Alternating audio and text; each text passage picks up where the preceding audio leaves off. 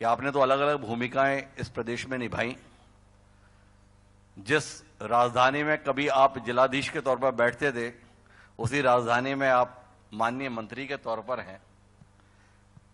तो जानना ये चाहते हैं कि जब कलेक्टर के तौर पर काम कर रहे थे, नगर निगम कमिश्नर के तौर पर काम कर रहे थे, तब कई बार कसमसाहट रही होगी, कलेक्टर ही रह गया, अगर मंत्री होता तो बताता, कमिश्नर था तब भी लगा होगा मंत्री होता तो बताता।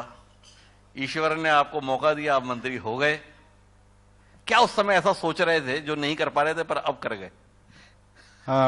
एक्चुअली हिमांशु जी, भारत के डेमोक्रेसी में राजनीति को हम लाइक करें या डिसलाइक करें, उसको लव करें या हेट करें, लेकिन है तो सबसे ज्यादा इंपॉर्टेंट वही, इसमें कोई डाउट नहीं है। और ये 13 साल के मैंने अपने एडमिनिस्ट्रेटिव लाइफ में, प्रशासनिक जीवन में महसूस किया।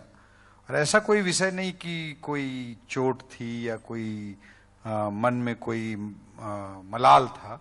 प्रशासन में रहते हुए भी मैं बहुत संतुष्ट था और द बेस्ट जो कर सकता था कर रहा था और एक सेटिस्फाइड लाइफ जी रहा था। बट मुझे लगा कि भाई लाइफ के एक अलग स्टेज में पहुंच गए हैं तो पॉलिटिक्स का हिस्सा बनना चाहिए, क्योंकि बहुत इंपॉर्टेंट है इंडियन डेमोक्रेसी में।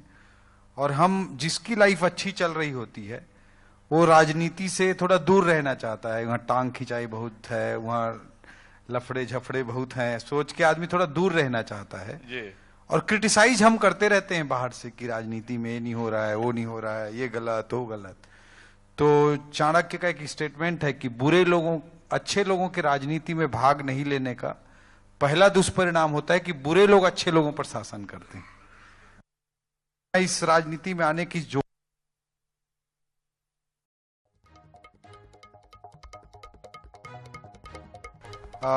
उस सब के बाद भी आज मैं रियलाइज करता हूं जिसके माध्यम से